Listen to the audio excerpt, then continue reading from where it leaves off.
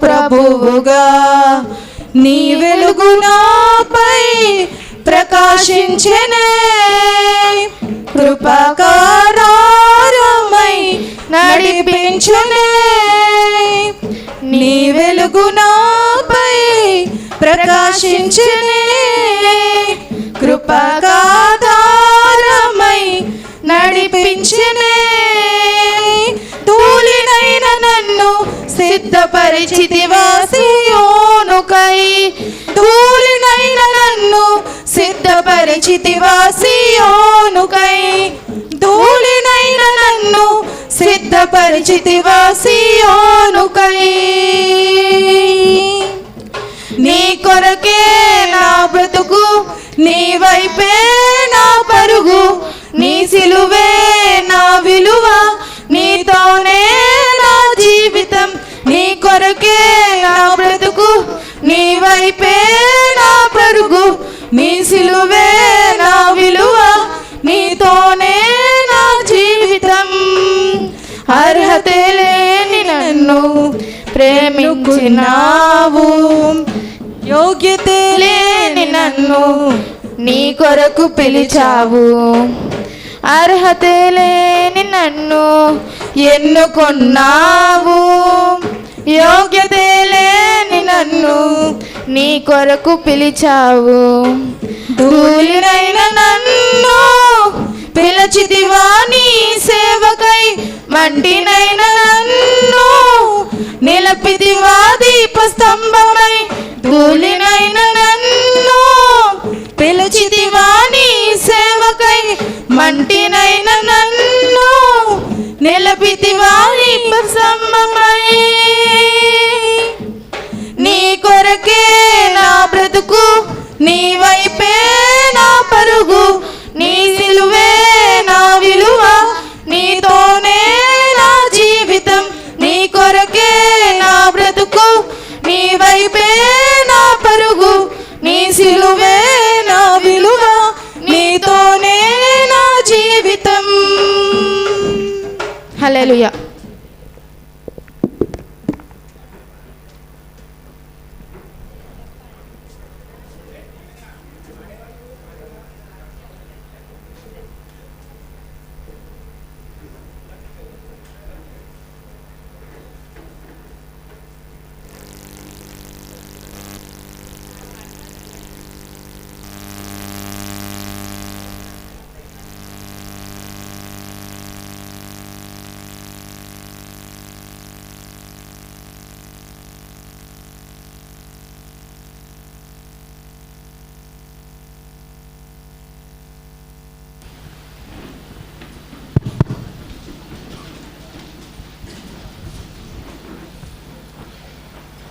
ప్రేమగల మా ప్రియ పరలోక తండ్రి, పరిశుద్ధ నామాన్ని బట్టి వందనాలు ప్రభువా.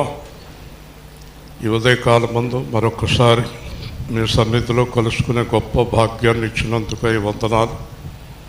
యేసు సేవా కేంద్రం అనే మీ సంఘాన్ని రాత్రి పగలు బలపరిచి నడిపిస్తున్నందుకై స్తోత్రాలు.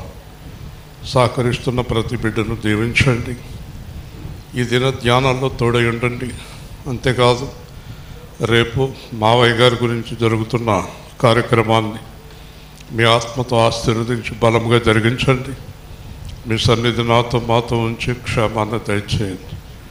యేసుక్రీస్తు నామములో ప్రార్థిస్తున్నాము తండ్రి, ఆమేన్.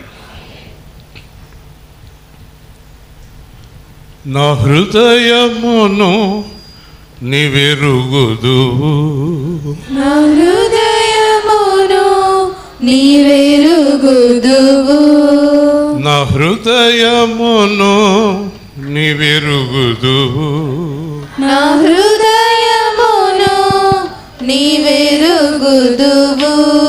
తలంపులు పుట్టక మునుపే, తలంపులు పుట్టక మునుపే నీవెరుగుదువు, నీవెరుగుదువు, నీవెరుగుదువు, నీవెరుగుదువు. నా హృదయమును నీవెరుగుదువు, నా హృదయమును నీవెరుగుదువు. తలంపులు పుట్టక మునుపే తలంపులు పుట్టక మునుపే నీవెరుగుదువు నీవెరుగుదువు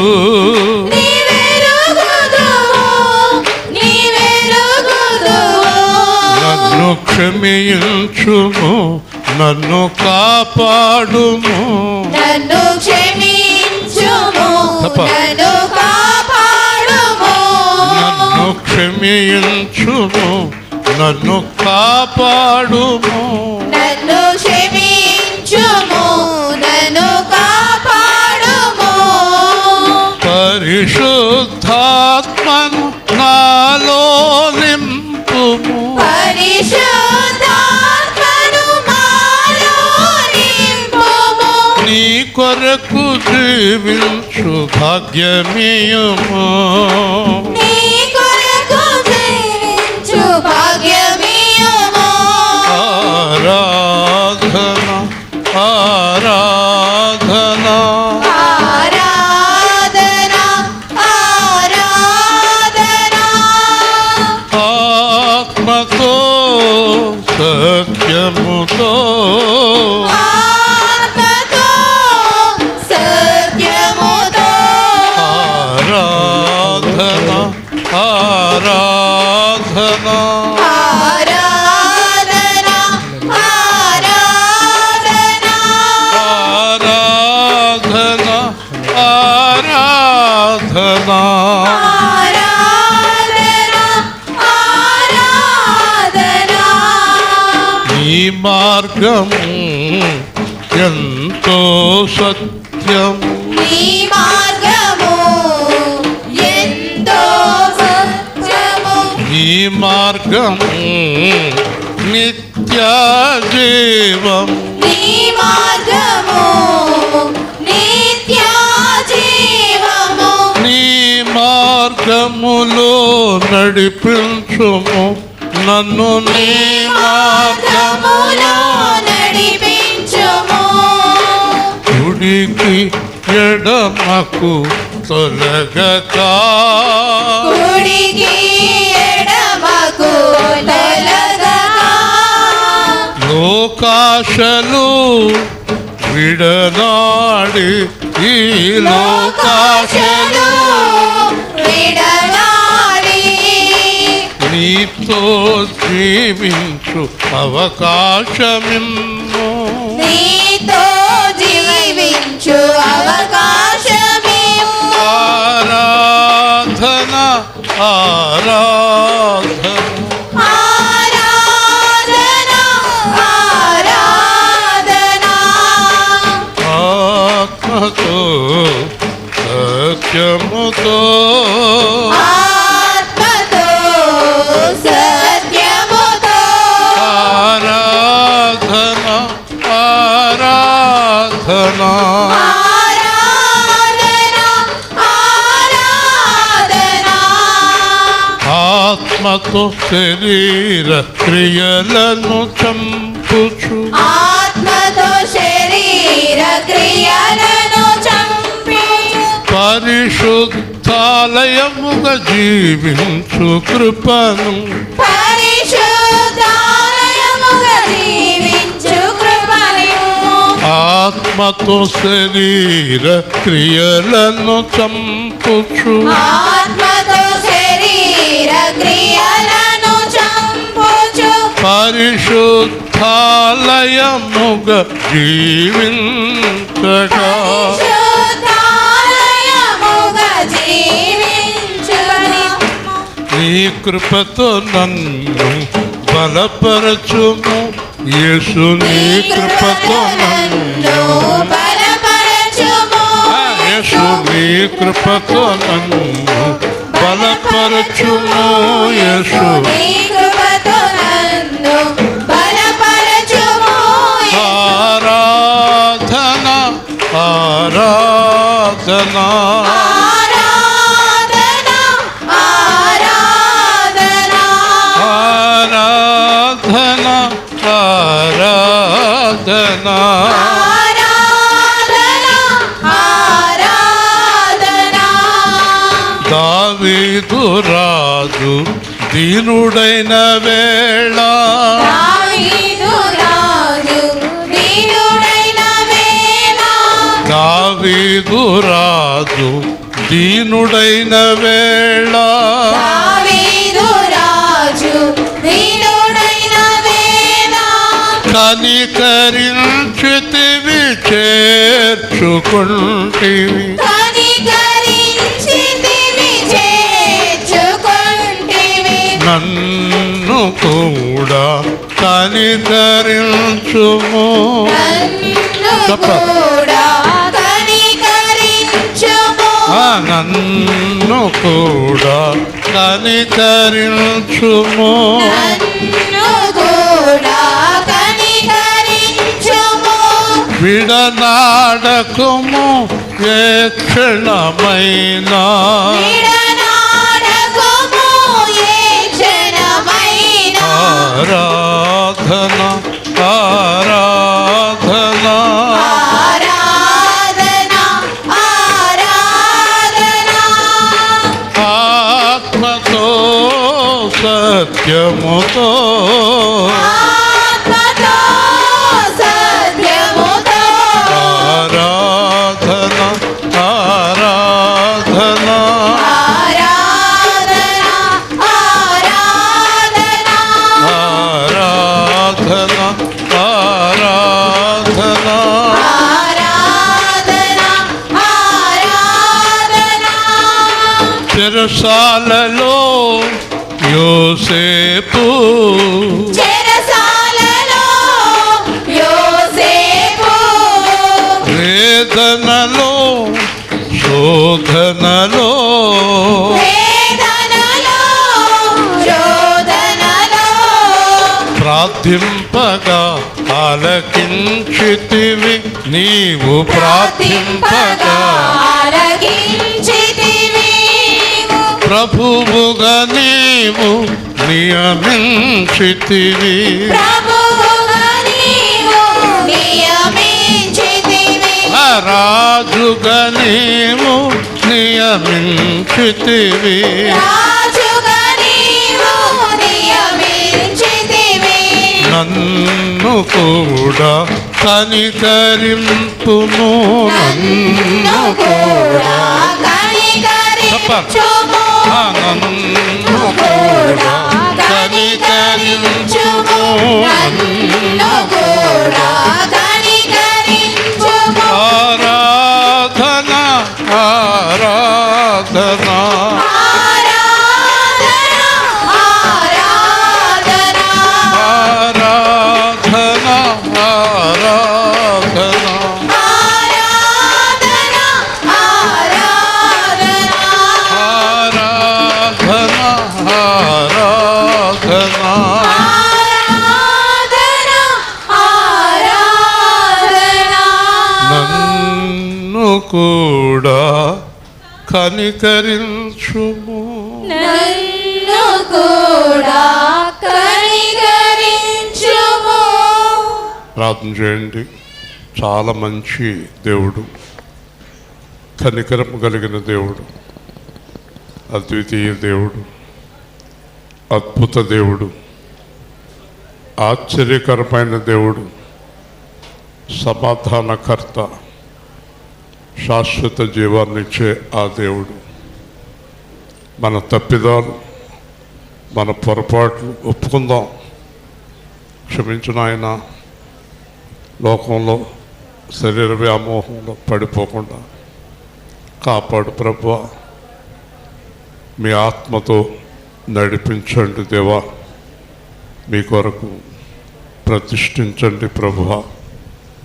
మీతో కలిసి జీవించే ఆ గొప్ప భాగ్యాన్ని మాకు అనుగ్రహించండి. మా హృదయాలు పూర్తిగా మీ ఆత్మతో నింపబడి మీ పరిశుద్ధాలయముగా ఉండే కృప అనుగ్రహించండి. ప్రార్థన చేయండి. 2 నిమిషాలు మీ హృదయంలో ఉన్నదంతా ప్రభుతో చక్కగా మాట్లాడుకోండి.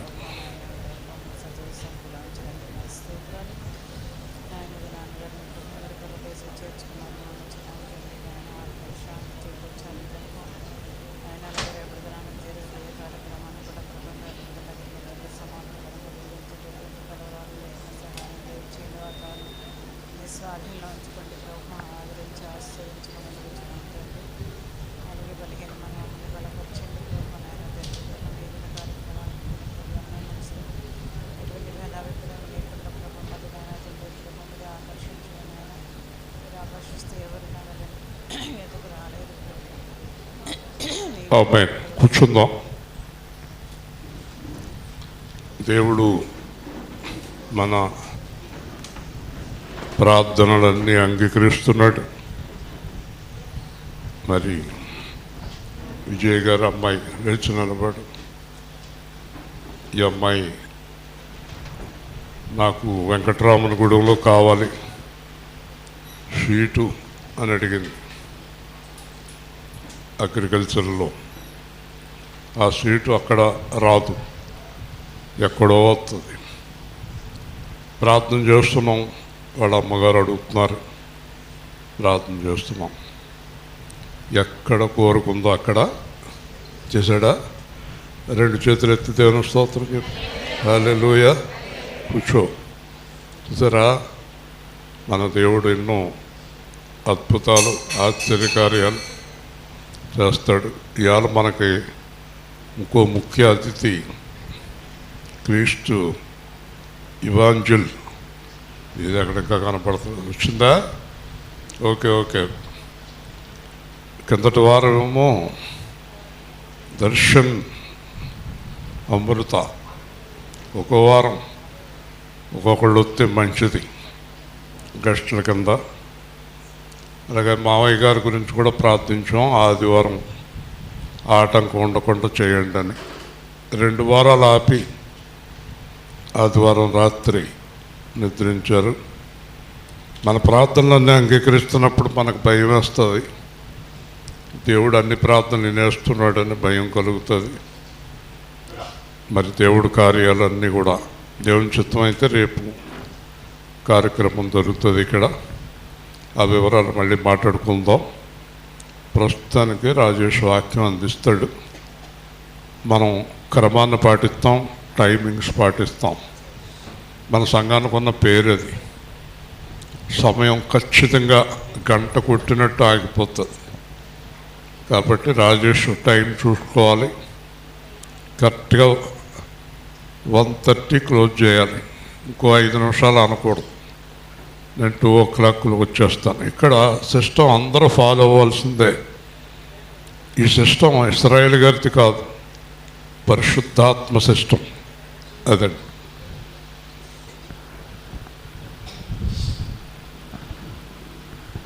చిన్న ప్రార్థన చేసుకుందాం. పరిశుద్ధుడు, ప్రేమగల మా తండ్రి, మరి ఈరోజు మీ వాక్యాన్ని ధ్యానిస్తుండగా ఆ వాక్యంలో ఉన్న మర్మాలను, మేము తెలుసుకోవాల్సిన విషయాలని మరి మీ ఆత్మ ద్వారా మీరే మాకు తెలియచేయమని, నన్ను మరుగుపరిచి మరి నన్ను ఉపయోగించుని మరి మీ ఆత్మ ద్వారా మాకు ఈ వాక్యంలో ఉన్న విషయాలు తెలియజేయమని యేసు నామమున అడుగుతున్నాం తండ్రి. ఆమేన్.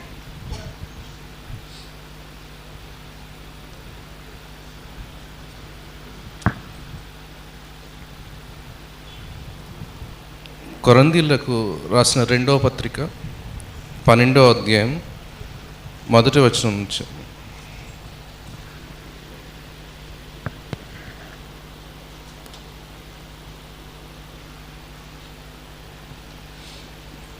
అతిశయపడుట నాకు తగదు కానీ అతిశయపడవలసి వచ్చినది. ప్రభువు దర్శనములను గూర్చియు ప్రత్యక్షతలను గూర్చియు చెప్పుదును. క్రీస్తునందున్న యొక్క మనుషుని నేను ఎరుగుదును. అతడు 14 సంవత్సరముల క్రిందట 3వ ఆకాశమునకు కొనిపోబడెను. అతడు శరీరముతో కొనుపోబడెనో నేను ఎరుగను, శరీరము లేక కొనుపోబడెనో నేను ఎరుగను. అది దేవునికే తెలియను. అట్టి మనుషుని నేను ఎరుగుదును. అతడు పరదేశంలోనికి కొనుపోబడి వచింప సఖ్యము కాని మాటలు వినెను. ఆ మాటలు మనుషుడు పలుకకూడదు. అతడు శరీరముతో కొనుపోబడెనో శరీరము లేక కొనుపోబడెనో నేను ఎరుగను. అది దేవునికే తెలియను. అట్టి వాని గూర్చి అతిశయింతును. నా విషయమే అయితేనో నా బలహీనత ఎందే కాక వేరు విధముగా అతిశయింపను. అతిశయపడుటకు ఇచ్ఛయించినను నేను సత్యమే పలుకుదును గనుక అవివేకిని కాకపోదును. కానీ నా యందు ఎవడును చూచిన దానికన్నను నా వలన వినిన దానికన్నను నన్ను ఎక్కువ ఘనముగా ఎంచునేమో అని అతిశయించుట మానుకొనుచున్నాను. నాకు కలిగిన ప్రత్యక్షతలు బహు విశేషముగా ఉన్నందున నేను అత్యధికముగా హెచ్చిపోకుండా నిమిత్తము నాకు శరీరములో ఒక ముళ్ళు.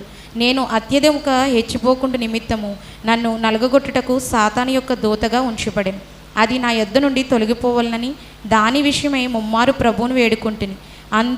అందుకు నా కృప నీకు చాలును, బలహీనత యందు నా శక్తి పరిపూర్ణమగుచున్నదని ఆయన నాతో చెప్పాను. కాగా క్రీస్తు శక్తి నా మీది నిలిచియుండు నిమిత్తము విశేషముగా నా బలహీనతల యందే బహు సంతోషముగా అతిశయపడుచుదును.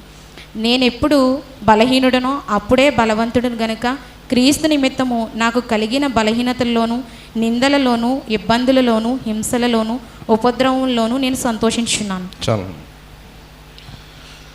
అయితే ఇక్కడ చాలామందికి ఈ వాక్యం చదివే ఉంటారు. పౌలు తన గురించి తాను చెప్తున్నాడు. అంటే పౌలు ఏం చెప్తున్నాడంటే తనకు కలిగిన దర్శనాలను బట్టి, ఎన్నో ప్రవచనాలను బట్టి, తనకి దేవుడు తెలియవచ్చిన ఎన్నో విషయాల గురించి పౌలు హృదయంలో కొంత అతిశయం ఉంది. అంటే నేను అతిశయపడకూడదని అనుకుంటున్నాను, కానీ నా హృదయంలో దేవుడు నాకు చూపించిన దర్శనాలను బట్టి, ప్రత్యక్షతను బట్టి నేను చెప్తున్నాను అంటున్నాడు. అయితే ఒక అతను 3వ ఆకాశానికి వెళ్ళి అక్కడంతా చూసి అక్కడ కొన్ని విషయాలను విన్నాడు. అయితే ఆ విషయాన్ని ఇక్కడ నేను చెప్పకూడదు అని చెప్తున్నాడు. అయితే పౌలు ఇదంతా చూసి అంటే ఎన్నో దర్శనాలు, దేవుని ప్రత్యక్షతలు, దేవుని ద్వారా ఎన్నో మర్మాలు తెలుసుకున్నాడు. ఇవన్నీ తెలుసుకున్నాక ఇక్కడ ఏం చెప్తున్నాడంటే 5వ వచనంలో, అట్టి వాటిని గూర్చి అతిశయింతును, నా విషయమైతే నా బలహీనత యందే కాక వేరు విధంగా అతిశయింపను. ఇక్కడ పౌలు ఏ విషయంలో అతిశయిస్తున్నాడంటే తనకున్న బలహీనతను బట్టి అతిశయిస్తున్నాడు. మరి మనం ఈ లోకంలో ఎంతోమంది పాస్టర్లు కానీ ప్రవక్తలు కానీ చూస్తే వాళ్ళు ఏ విషయంలో అతిశయిస్తారంటే వాళ్ళు కట్టిన చర్చిలను బట్టి, వాళ్ళకున్న సంఘం యొక్క సంఖ్యని బట్టి, వాళ్ళ యొక్క వాక్చాతుర్యాన్ని బట్టి, వాళ్ళు చెప్పగలిగిన వాక్యాలను బట్టి, వాళ్ళ ఎంతోమందిని స్వస్థపరచాలని బట్టి, వాక్యాన్ని వివరించే శక్తిని బట్టి ఎన్నో విషయాల్లో అతిశయిస్తారు. మరి పౌలు ఏ విషయంలో అతిశయిస్తున్నాడంటే తనకున్న, ఇక్కడ చెప్తున్నట్టు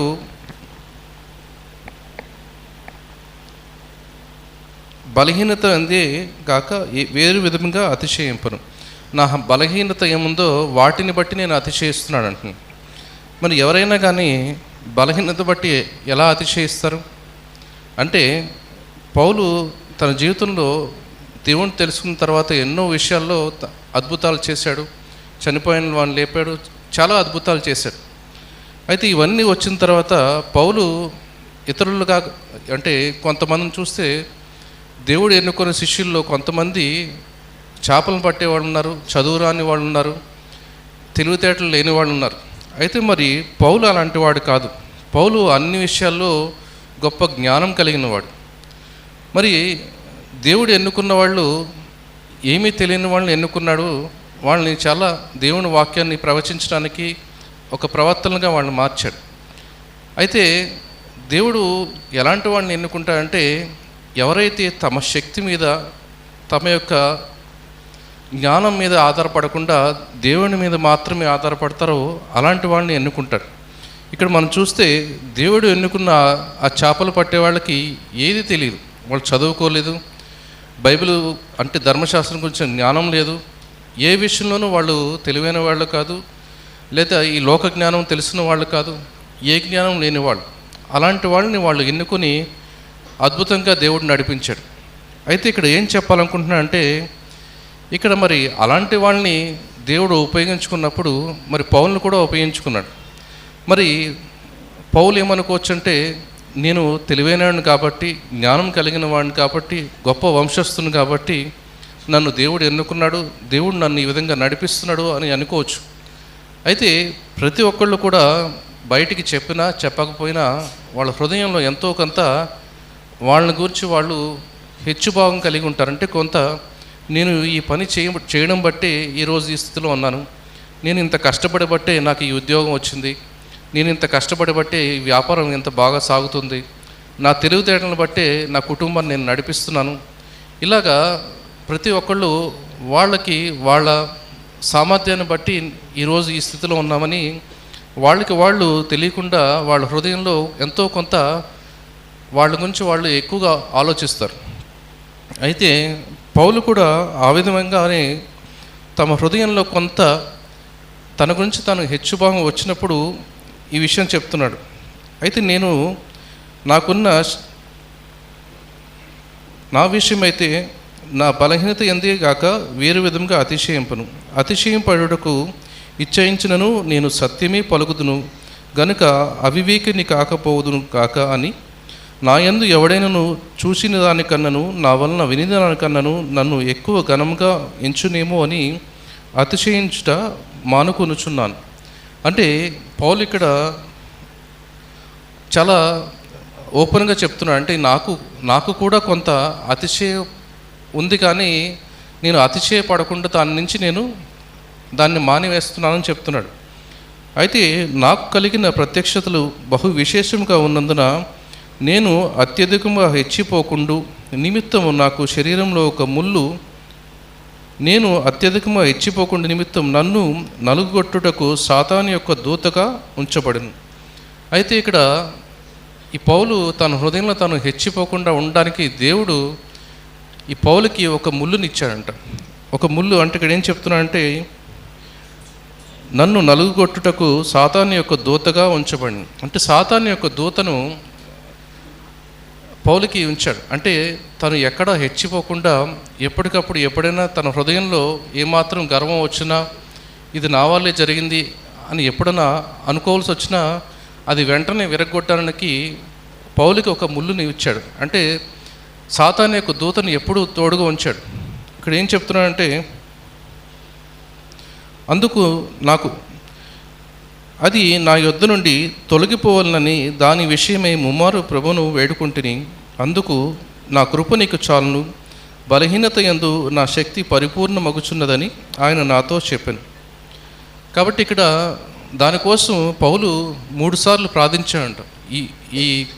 ఈ ముళ్ళుని నా నుంచి తీసివేయమని దేవుడికి 3 సార్లు ప్రార్థించినా కానీ దేవుడు సమాధానం ఏం చెప్పాడంటే నా కృప నీకు చాలును బలహీనత ఎంతే నా శక్తి పరిపూర్ణమగుచున్నదని ఆయన నాతో చెప్పాను. అంటే ఎప్పుడైతే నీకు బలహీనతలో ఉన్నావో, ఎప్పుడైతే నువ్వు బలహీనుడిగా ఉన్నావో అప్పుడే నా శక్తి నీలో చాలా ఎక్కువగా పనిచేస్తుంది. అంటే దేవుడు ఏం చెప్తున్నాడంటే నా కృప ఎప్పుడు నీకు మీద ఉండాలంటే నువ్వు ఎక్కడ కూడా హెచ్చిపోకుండా ఉండాలి.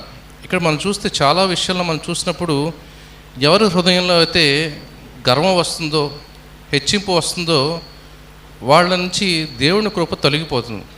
దేవుని కృప మన మీద ఎల్లప్పుడూ ఉండాలంటే మనం ఎప్పుడు తగ్గించుకోవాలి. మరి మనకు మనంగా తగ్గించుకోవాలంటే ఇప్పుడు నేను ఇందాక చెప్పినట్టు పేతురు అంద్రేయ వీళ్ళందరూ కూడా చేపలను పట్టేవాళ్ళు. వీళ్ళెవరూ కూడా సొంతంగా చదువుకున్న వాళ్ళు కాదు, జ్ఞానం కలిగిన వాళ్ళు కాదు. కాబట్టి వాళ్ళు ఈరోజు నేను దేవుడు పరిచయం చేస్తున్నాను లేకపోతే దేవుళ్ళో ఇంతమంది నడిపిస్తున్నానని పేతురు కానీ అంద్రేయ కానీ అనుకోరు. ఎందుకంటే వాళ్ళకి ఇదంతా కూడా దేవుడు అనుగ్రహించాడు, దేవుడు ఇవన్నీ నాకు అనుగ్రహించాడని వాళ్ళకి తెలుసు. అయితే మరి పౌలు అలాంటి వాడు కాదు, పౌలుకి చాలా జ్ఞానం కలిగినవాడు. కాబట్టి పౌలుకి ఇటువంటి ఆలోచన రాకుండా తనకు కలిగిన దర్శనాలు బట్టి కానీ తనకున్న పరిచర్యను బట్టి కానీ ఎక్కడన్నా తనలో ఆ భావం వస్తుందేమో గర్వం వస్తుందేమో అని చెప్పి దేవుడు ఆ ముళ్ళుని అలా పెట్టాడు. అది పెట్టడం వల్ల ఏమవుతుందంటే పౌలు ఎప్పుడు కూడా హెచ్చిపోకుండా, పౌలు ఎప్పుడు కూడా దేవుని కృపను కోల్పోకుండా అది ఎప్పుడు దేవుడు ఈ ముళ్ళుని ఇచ్చాడు. ఇక్కడ చూస్తే ఎప్పుడైతే నువ్వు బలహీనుడిగా ఉంటావో అప్పుడే నా బలం నీలో అధికమవుతుందని చెప్తున్నాడు. అంటే మనం అందరూ కూడా చాలామంది ఏమనుకుంటామంటే నేను ఈ పని చేయగలను, నేను ఈ పనికి సమర్థుని, ఇది నేను చేయగలను అని మీరు ఎవరైతే అనుకుంటారో ఒకవేళ అది వాక్యం చెప్పడం కావచ్చు, లేకపోతే సేవ కావచ్చు, ఇంకోటి కావచ్చు, ఏదన్నా కావచ్చు. ఎవరైతే మీరు నేను ఇది నా సొంతంగా చేయగలను, నేను ఏదన్నా చేయగలను అని మీరు ఎవరైనా అనుకుంటే కనుక అది మీరు దేవుని కృప నుంచి తొలగిపోతున్నారని గుర్తుంచుకోవాలి. దేవుని కృప ఎప్పుడు ఎవరికి తోడుంటుందంటే ఎవరైతే నేను ఏమీ కాను, నాకేమీ తెలియదు, అది వాక్యం చెప్పడం కావచ్చు, లేకపోతే ఒక పని కావచ్చు, ఒక వ్యాపారం కావచ్చు, ఏదైనా కానీ ఇది నా సామర్థ్యం కాదు, నా జ్ఞానం కాదు, నేను కాదు, ఇది కేవలం దేవుని యొక్క కృప అని మీరు ఎవరైతే నమ్ముతారో, అంటే కేవలం నోటి మాటగా చెప్పడం కాదు, ఇది దేవుడి కృప అనడం, లేకపోతే దేవుడి చిత్తం అనడం చాలామంది క్రైస్తవులు వాడతారు ఈ పదాలను. కానీ లోపల వాళ్ళ హృదయంలో ఏంటుందంటే, అతనిలా నేను కాదు, ఆమెలా నేను కాదు, నేను చాలా తెలివైన వాడిని, నేను చాలా జ్ఞానం కలిగిన వాడిని, లేదా నేను చాలా ప్రార్థన కలిగిన వాడిని, నేను రోజంతా ప్రార్థన చేస్తుంటాను కాబట్టి నాకు ఈ కార్యం జరిగింది, నేను ఎప్పుడు దేవుని వాక్యం చదువుతుంటాను కాబట్టి ఈ కార్యం నాకు జరిగింది, నేను ఎప్పుడు ఉపవాసం చేస్తుంటాను కాబట్టి ఈ కార్యం జరిగింది. అంటే అది ఏదైనా కావచ్చు, నేను ఎప్పుడు దేవుని సేవలో ఉంటాను కాబట్టి నన్ను ఇంత హెచ్చిస్తున్నాడు. ఏదీ కాదు. ఎందుకంటే ఈరోజు ఈ ప్రపంచంలో ఎంతమంది ప్రవక్తలు అయితే పుట్టారో, ఎంతమంది దైవజనులు ఉన్నారో, వాళ్ళందరికీ కూడా దేవుని కృప తోడుగా లేకపోతే వాళ్ళు ఏమీ సాధించలేరు. ఎందుకంటే ఏ మనిషి అయినా సరే తన సొంతంగా తాను నిలబడలేడు, తన సొంతంగా తన ఊపిని నిలబెట్టుకోలేడు. తను ఈరోజు ఎవరైనా కానీ సంతోషంగా ఉండాలన్నా, సమాధానంగా ఉండాలన్నా, లేదా ఆరోగ్యంగా ఉండాలన్నా, లేదా జీవించి ఉండాలన్నా కూడా అది దేవుని కృపని మర్చిపోకూడదు. మనం అప్పుడప్పుడు గుర్తు చేసుకుంటాం, కానీ చాలా వరకు 90% మనం చేసే పనులన్నింటిలోని మన సొంత సామర్థ్యాలను బట్టి ఎవరన్నా ఒక నలుగురు మాట్లాడుకుంటున్నప్పుడు అక్కడ ప్రతి ఒక్కళ్ళకి ఏంటంటే, నేను కూడా గొప్పవాడినే, నేను ఈ విషయంలో గొప్పవాడిని, నేను ఆ విషయంలో గొప్పవాడిని అని చూపించుకోవాలని చాలా ప్రయత్నం చేస్తుంటారు. కానీ ఇదంతా వ్యర్థమైంది. ఎవరైతే తగ్గించుకుంటారో, తనను తాను ఎవరైతే చాలా అంటే సున్నా అంటే ఇంకా దానికి ఎటువంటి విలువ లేదు. మీరు ఎవరైనా కానీ నేను సున్నా కాదు, నేను ఒకటి అని మీరు ఎవరైతే అనుకుంటారో దేవుణ్ణి మీరు పక్కన పెడుతున్నారు. దేవుడు ఎప్పుడు కూడా ఒకటి, మనం ఎప్పుడు సున్నా. మరి సున్నా కాదు, నేను ఇప్పుడు సున్నా కన్నా కొంచెం ఎక్కువ అని మీరు ఎవరైతే అనుకుంటారో దేవుడు పక్కకు పోతే కనుక మీ విలువ ఉండదు. కాబట్టి మనం ఎప్పుడు కూడా సున్నానే. అంటే మనం ఎంత గొప్ప పనులైనా చేయొచ్చు, గొప్ప వాక్యాలు ఈరోజు ఒకవేళ నేను గొప్పగా వాక్యం చెప్తే అది నేను చెప్పిందని నేను అనుకుంటే నాకు దేవుని కృప పోతుంది. జనాలందరూ పొగడొచ్చు, లేకపోతే చాలామంది అతను మంచి సేవకుడు అనొచ్చు, లేకపోతే ఇంకొంతమంది ఇలా చేశాడు, అలా చేశాడు, ఇది సాధించాడు, అది సాధించాడు అనొచ్చు. ఏది సాధించినా కూడా మనం గుర్తుంచుకోవాల్సింది ఏంటంటే, ఇదంతా దేవుని కృప బట్టి జరిగింది, కానీ ఇది నా వల్ల కాదు. ఇప్పుడు మనం అందరూ రక్షించబడ్డాం, మనం అందరూ గొప్పవాళ్ళమని చూస్తే, గొప్పవాళ్ళని అనుకుంటే మనం పొరపాటు పడినట్టే. మనకి దేవుడికి ఒక కృప మన మీద ఉంది కాబట్టి మనం ఈరోజు రక్షించబడి ఈ దేవుని వాక్యాన్ని వింటున్నాం. దేవుని కృప లేకపోతే మనం ఈరోజు ఇలా కూర్చుని విన్నా మనకు అర్థం కాదు. కాబట్టి అన్యులను చూసినప్పుడు అతను అలా ఉన్నాడు కాబట్టి అతనికి దేవుని రక్షణ రాలేదు, నేను ఇలా ఉన్నాను కాబట్టి నాకు వచ్చింది అని ఎవరైతే తమ గురించి తాము హెచ్చుగా ఆలోచించుకుంటారో వాళ్ళ నుంచి దేవుడి కృప వెళ్ళిపోతుంది. దేవుని కృప మన నుంచి తొలగిపోతే ఇంకా ఈ జీవితం వ్యర్థమే. ఎందుకంటే దేవుని కృప లేకపోతే మన సాతాన్ని జయించలేము, పాపాన్ని జయించలేము, మనం మన దారి విడిచి పక్కదారిలో పడినట్టే. కాబట్టి ఇక్కడ పౌలు ఇంత తెలివైనడు, జ్ఞానం కలిగినవాడు కాబట్టి ఇవన్నీ చూసి ఎక్కడైతే తన హృదయంలో ఏమాత్రం తన గురించి తను హెచ్చుగా అనుకుంటాడనో దేవుడు తనకి ముళ్ళు పెట్టాడు. ముళ్ళుని తీసేయమని ఆ పౌలు అడిగినప్పుడు ఈ ముళ్ళు అలాగ ఉండని పర్వాలేదు అని దేవుడు అన్నాడు. ఎందుకంటే నా కృప నీ మీద ఉంది, అది చాలా అన్నాడు. ఇక్కడ ఏం చెప్తున్నాడంటే 9వ వచనంలో, నా కృప నీకు చాలును, బలహీనత యందు నా శక్తి పరిపూర్ణమగుచున్నది ఆయన నాతో చెప్పెను. కాగా క్రీస్తు శక్తి నా మీద నిలిచి ఉండు నిమిత్తము విశేషముగా నా బలహీనత యందే బహు సంతోషంగా అతిశయపడుదును. నేనెప్పుడు బలహీనుడో అప్పుడే బలవంతుడను. కనుక క్రీస్తు నిమిత్తం నాకు కలిగిన బలహీనతలోను, నిందలలోను, ఇబ్బందుల్లోను, హింసలలోను, ఉపద్రవంలోను నేను సంతోషించున్నాను.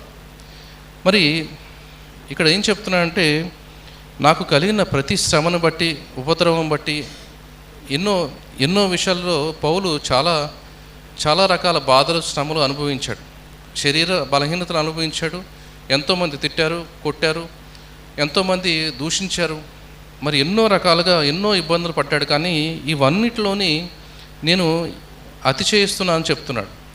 ఎవరైతే ఇప్పుడు మనం చూస్తుంటాం, ఒక గొప్ప సేవకుడుగా ఉండొచ్చు, వాళ్ళ కుటుంబంలో ఏదో జరగచ్చు, లేదా ఒకళ్ళ అనారోగ్యం రావచ్చు, ఎప్పటికీ తగ్గకపోవచ్చు. మరి దేవుడు ఒక్కొక్కరిని ఒక్కొక్క విధంగా ఒక ముళ్ళు పెడతాడు. ఎందుకు పెడతాడంటే, మరి అందరికీ ముళ్ళు పెడతాడంటే అందరికీ ముళ్ళు పెట్టవలసిన అవసరం ఉండదు. ఎందుకంటే కొంతమంది తమను చూసి అతిశయిస్తారు. ఎవరైతే వాళ్ళ హృదయంలో అతిశయం వస్తుందో వాళ్ళని ఇది నీ వల్ల కలిగినది కాదు, నా వల్ల జరిగిందని తెలియజేయడం కోసం దేవుడు ఆ ముళ్ళుని పెడతాడు.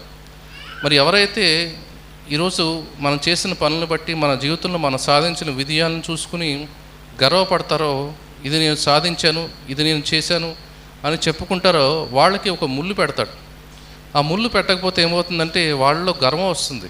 గర్వం వస్తే దేవుని వాక్యం చెప్పినట్టు గర్వం అనేది దేవుడికి వ్యతిరేకమైనది, దేవుడికి అసహ్యమైనది.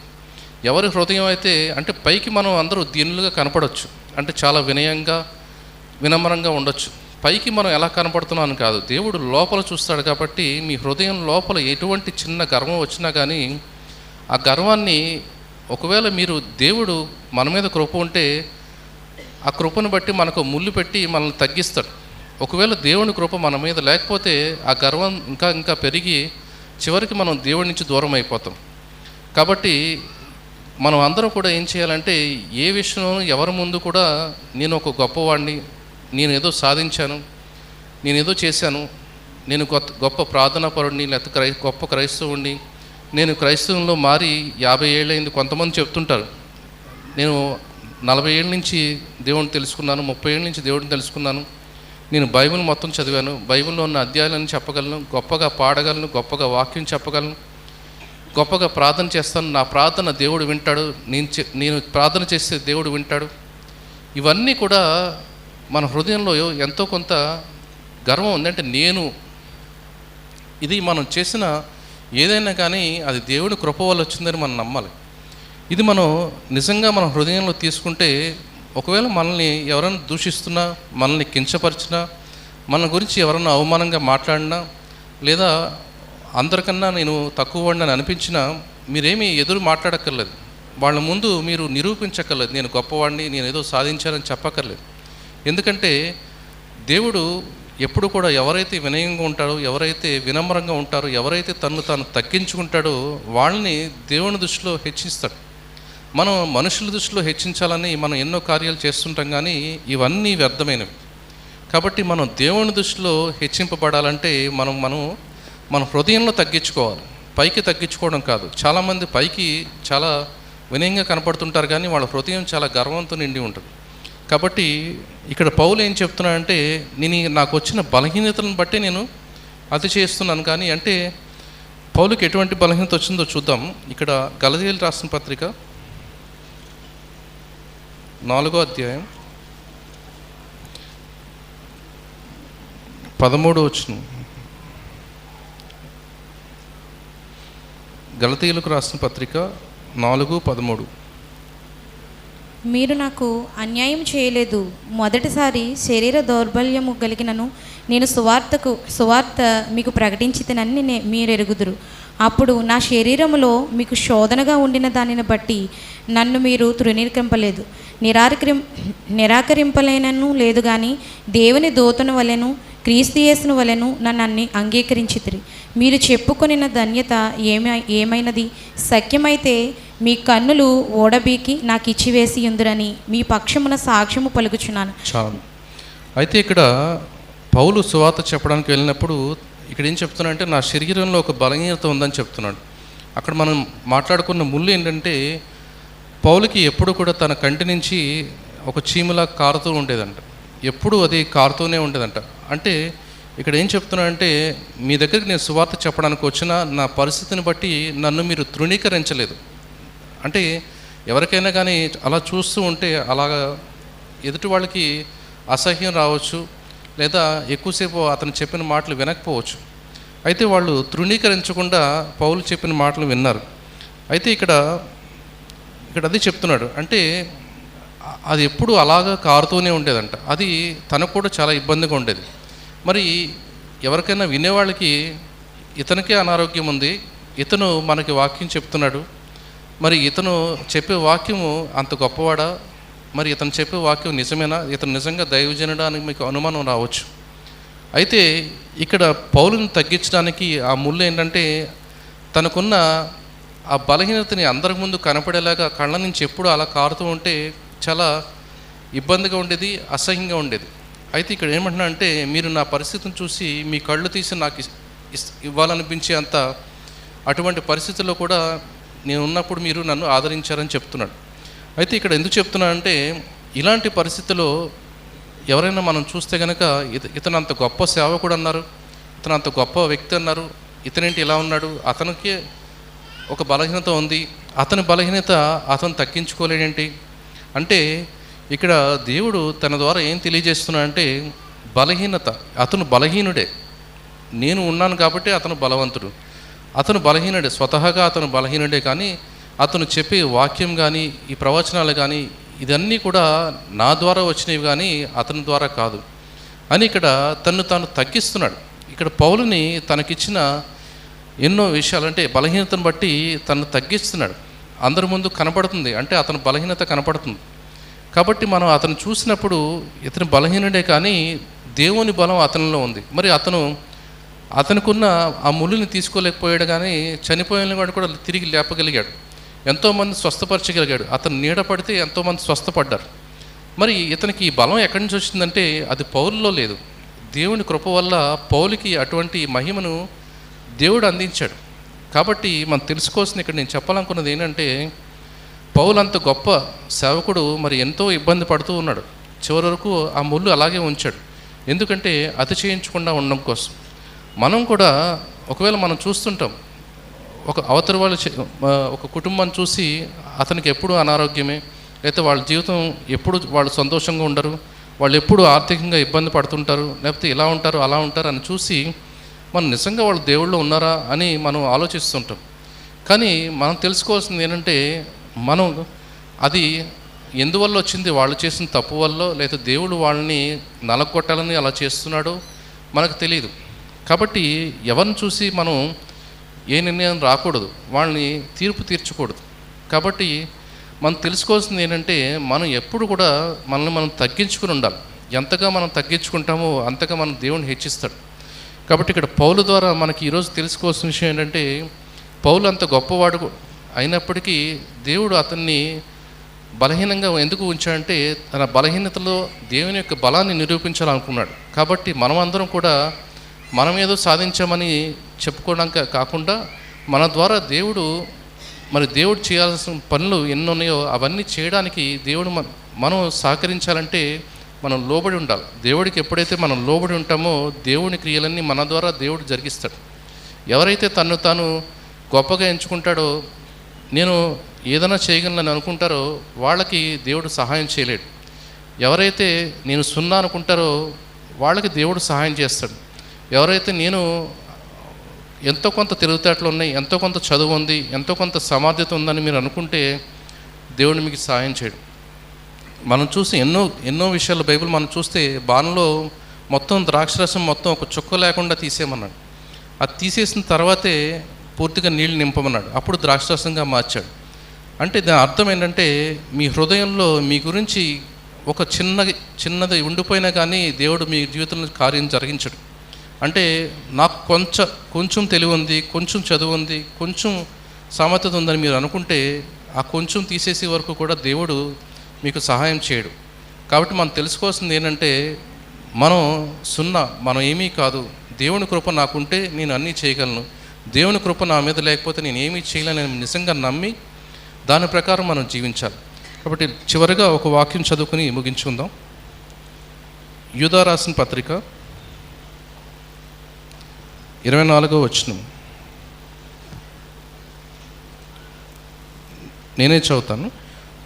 తొట్టిల్లకుండా మిమ్మను కాపాడుటకును తన మహిమ ఎదుట ఆనందముతో మిమ్మను నిర్దోషులుగాను నిలువబెట్టుటకును శక్తిగల మన రక్షకుడైన అద్వితీయ దేవునికి మన ప్రభువైన యేసుక్రీస్తు ద్వారా మహిమయు మహత్యమును ఆధిపత్యమును అధికారమును యుగయుగములకు పూర్వమును ఇప్పుడును సర్వయుగమును కలుగునుగాక ఆమేన్.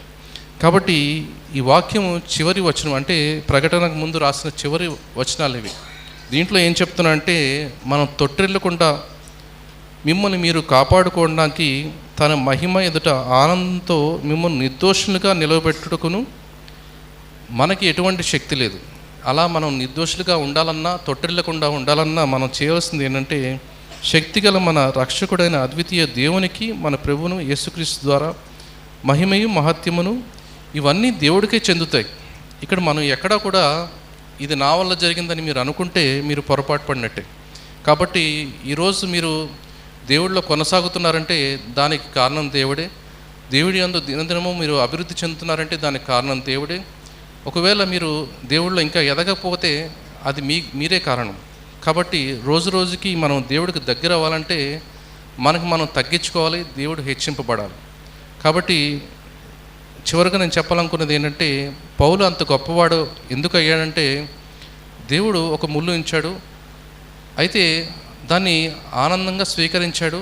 తన బలహీనతలు తెలుసుకున్నాడు. తన బలహీనతలో దేవుని యొక్క బలము అధికమవుతుందని తెలుసుకుని దాని యందు హర్షిస్తున్నాడు, సంతోషిస్తున్నాడు. మనం కూడా మన జీవితంలో ఎన్నో ఇబ్బందులు పడినా, ఇరుకుల్లో ఉన్నా మనం ఎక్కడ కూడా బాధపడకుండా దేవుడు నా ద్వారా ఒక కార్యం చేస్తాడని నమ్మకంతో మనం ఎప్పుడు కొనసాగాలి. అలాంటి మనసు మీకు దయచేయాలని చిన్న ప్రార్థనతో ముగించుకుందాం. పరిశుద్ధుడు, ప్రేమగల మా తండ్రి, మరి ఈరోజు మేము చదువుకున్న వాక్యాన్ని బట్టి మరి మేము ఏ విషయంలోనూ అతిశయపడకుండా అన్నిటికీ మరి మీరే కారణమని తెలుసుకొని మీ యందు స్థిరముగా మేము జీవించడానికి, మీ యందు ఎల్లప్పుడూ ఆనందించడానికి, సరైన మార్గంలో నడవడానికి మాకు కావాల్సిన జ్ఞానమును శక్తిని దయచేయమని యేసు నామమున అడుగుతున్నాం తండ్రి. ఆమేన్.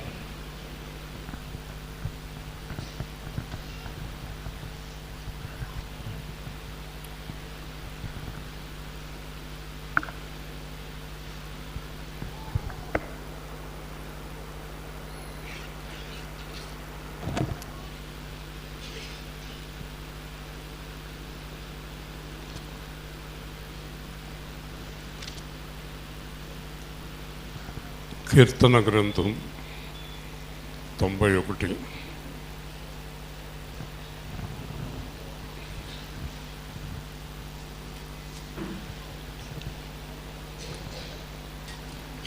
పద్నాలుగో వచనం నుంచి 16 వరకు. నాకన్నా బాగా చదివితేనే చదవాలి. అతడు నన్ను ప్రేమించుచున్నాడు గనుక నేను అతన్ని తప్పించేదను.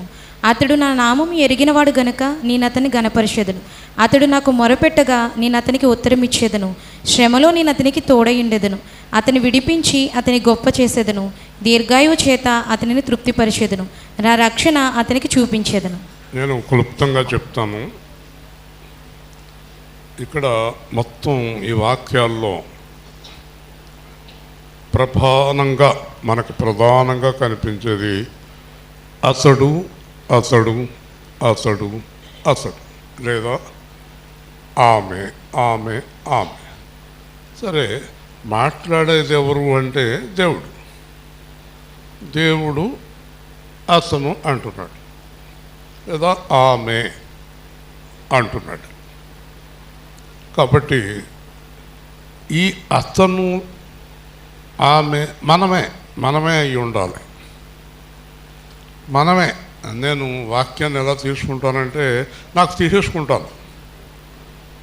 ఏ వాక్యం అయినా నాకు తీసేసుకుంటాను. ఒకవేళ దేవుడు కోపపడినా నాదే, ఆశీర్వదించినా నాదే. మీలో కొంతమంది పక్కోళ్ళంక చూస్తారు. అంటే నీకే అన్నట్టు. నాకు కాదు, నీకు. దూలం, కంట్లో దూలం ఉన్న వాళ్ళందరూ పక్కన చూస్తారు. కంట్లో నడుచున్న వాళ్ళందరూ ఎవరంక చూడరు. దేవుని స్తోత్రం. దూలాలు ఉండకూడదు. వాక్యాన్ని మనకే తీసుకోవాలి, నాకే. కాబట్టి దీంట్లో అతడు ఎవరంటే నేను, ఆమె ఎవరంటే నువ్వు. అర్థమైందా? అంటే అప్పుడు దేవుడు నా గురించి చెప్తున్నాడు, దేవుడు నా గురించి మాట్లాడుతున్నాడు కదా. వ్యభిచార స్త్రీతో అన్నాడు, ఇంక నువ్వు పాపం చేయకు. వినబడుతుందా? అలా చూడకూడదు. నేనే ఆ వ్యభిచార స్త్రీని అనుకోవాలి. వ్యభిచారం అంటే కేవలం తిరగటమే కాదు, ఎదుటివారి సొత్తును ఆశించడం కూడా వ్యభిచారమే, విగ్రహారాధన కూడా వ్యభిచారమే, లేనిపోని గొప్పలు చెప్పుకోవడం కూడా వ్యభిచారం. వ్యభిచారం అంటే చాలా అర్థాలు ఉన్నాయి. నేనే ఆ స్త్రీని నేనే అనుకుని అప్పుడు నువ్వు ఇంకా పాపం చేయకున్నాడు. నీతోటే, దేవుని స్తోత్రం, నాతోటే. క్రైస్తవుల్లో దరిద్రం ఏంటంటే నాకు అని అనుకోరు, ఎవరికో ఎవరితోటో మాట్లాడుతున్నారు అనుకుంటారు. కానీ నేను ఈ రోజున మీ అందరి ముందు సేవకుడిగా నిలబడుతున్న కారణం బైబిల్లో ప్రతి వాక్యము నాదే అనుకుంటా. దేవుని స్తోత్రం కదా. నాతోటే దేవుడు మాట్లాడుతున్నాడు అనుకుని ఏం చేస్తాను, ఇంకా చర్చికి ఆగిపోతాను అన్నాం, సరి చేసుకుంటాను. దేవుని స్తోత్రం కదా. నన్ను అన్నాడు కాబట్టి ఇంకా వెళ్ళను అన్నాం. అన్న కాడికే వెళ్ళి, వింటున్నారా, నన్ను అన్న కాడికే వెళ్ళి వాళ్ళ చేతే నేను పొగిడించుకుంటాను మళ్ళీ. దేవుని స్తోత్రం. అది పద్ధతి. నన్ను రాయుడు గారు ఆశ్చర్యపోయారు. వాళ్ళ ఇయ్యంకుళ్ళు, వాళ్ళ చుట్టాలందరూ నా దగ్గరికి వచ్చేసి చేతిలో చేసేసి, రాయుడు గారు ఇయ్యంకుడు 3 సార్లు అడిగాడు నన్ను, విజయవాడ వస్తావా రావు నువ్వు అని. నా దగ్గరకు వచ్చేస్తున్నారు వాళ్ళందరూ. ఇంకొక ఆయన మా చుట్టాల అమ్మాయి ఉంది, అబ్బాయి పెళ్లి సంబంధం చూడని ఇంకొక ఆయన ప్రభువు నమ్ముకున్నారు. ప్రభువు నమ్ముకున్న అమ్మాయి ఉందంట, అబ్బాయి కావాలంట. అమ్మాయి ఏమో సాఫ్ట్వేర్ అంట, బిజినెస్ ఎగ్జిక్యూటివ్గా పనిచేస్తుంది. ఆస్తి ఏమో రత్నం గారు కంగారు పడతారేమో, ఒక 20 కోట్లు ఇస్తాడంట వాళ్ళ అమ్మాయికి. నేను 2-3 పాస్టర్లు చెప్తే, మన దగ్గర పని అవదండి, మనందరి దగ్గర గుంట సంఘాలు తప్ప ఆ లెవెల్లో లేరు అన్నారు. గుంట సంఘాలు ఏంటంటే అన్నా, చదువు లేదు, ఉద్యోగం లేదు, ఖాళీగా ఉంటారు. కావాలంటే అలాంటి సంబంధాలు ఉన్నాయి. అయ్యేందుకు ఆవిడకా, ఆ అమ్మాయికా సాఫ్ట్వేర్ సీఈఓగా పనిచేస్తుంది, 20 కోట్లు ఇస్తాడంట. అర్థమైంది మీకు? ఆయన యాలించిన వాక్యం ఏంటన్నాడు, దాంట్లో ఉన్నాడు ఇప్పుడు. కాబట్టి దేవుడిని ప్రతి మాట నాది. తప్పు చేస్తున్నావు, అయ్యో జాగ్రత్తగా ఉంటాను. నేనేం చేశానంటే వాక్యం నీకు కాదు కదా.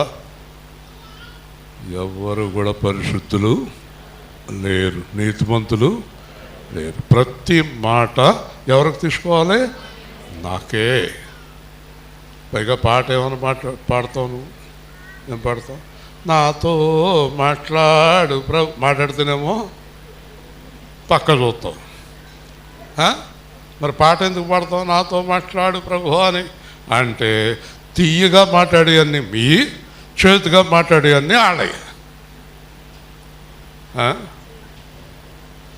కదా. చాలా జాగ్రత్తగా ఉండాలి దేవుడి మాట. ఇప్పుడు ఈ అతడు ఏం చేస్తున్నాడంట, ఇతడు దేవుడు చెప్తున్నాడు, అతడు నన్ను ప్రేమించుచున్నాడు. దేవుని స్తోత్రం చెప్పండి. ఎవరిని ప్రేమిస్తున్నాడు? డబ్బునా, పెళ్ళాన్నా, లోకాన్నా, తిండినా, బిల్డింగులా, మేడలా? దేన్ని ప్రేమిస్తున్నాడు? దేవుణ్ణి ప్రేమిస్తున్నాడు కదా. ఇవన్నీ ఎవరే చెప్పాలి? దేవుణ్ణి ప్రేమిస్తే నీకు ఏది కావాలో అది ఆయన ఇస్తాడు. మనకు ఎంత అవసరం అంత మందిరం ఇచ్చాడు, పెంచుతాడు, ఇంకా పెంచుతాడు కదా. మనకు హైదరాబాద్లో కూడా ఒక సంఘం ఉంటుంది, చాలా ప్రాంతాలకు విస్తరింపజేస్తాడు దేవుడు మనల్ని, ప్రపంచం అంతా తిప్పుతాడు. అర్థమైందా? కాబట్టి ఎవరిని ప్రేమించాలి మనం? ఎలాగ ప్రేమించాలి? ప్రేమించడం అంటే అర్థం ఏంటి? నన్ను ఒక అమ్మాయిని అడిగాను రాత్రి నేను, మీ ఆయన నిన్ను ప్రేమిస్తున్నాడా? ప్రేమిస్తున్నాడండి. తాగుతూ మానేశాడా? మానలేదండి. ప్యాకెట్ మానేశాడా? మానలేదండి. మరి నిన్ను ప్రేమిస్తున్నాడా? ప్రేమిస్తున్నాడండి. నువ్వు నన్ను నిజంగా ప్రేమింతే తాగుడు ప్యాకెట్ మానే అని అన్నావా? అబ్బో ఎన్నోసార్లు అన్నానండి. మరి మానేశాడా? మానలేదు. అంటే మీ ఆయన నిన్ను ప్రేమించలేదు. ప్రేమించినట్టు నాటకం ఆడుతున్నాడు పిచ్చిదానా. ఆడు చేసి పనులు మానలేదంటే చెప్పండి. అదే ప్రభు ఏమన్నాడు తెలుసా యోహాన్లో? మీరు నన్ను ప్రేమింతే నా ఆజ్ఞలు పాటించవలెను. హల్లెలూయా. నేను చెప్పినట్టు చేస్తే నువ్వు నన్ను ప్రేమిస్తున్నావు అని అర్థం. ఈయన ఎస్తేరు రాణి తీసేస్తాను పక్క నుంచి జాగ్రత్తగా, లేకపోతే తర్వాత ఎస్తేరు కూడా తీసేస్తాను. నన్ను ప్రేమింతే నేను చెప్పినట్టు జీవించాలి చెప్పండి అని యోహాన్లో దేవుడు చెప్పాడు. అంటే ఇప్పుడు దేవుణ్ణి ప్రేమించడం అంటే అర్థం ఏంటి రత్నం గారు? ఆదాము దేవుణ్ణి ప్రేమిస్తున్నాడా? ప్రేమించాడా? దేన్ని ప్రేమించాడు? కాయ, పండు. దేన్ని ప్రేమించాడు? పండుని ప్రేమించాడు. ఎవరికంటే ఎక్కువగా? సాతాను ఏమన్నాడు? సాతాను ఏం చేస్తాడు?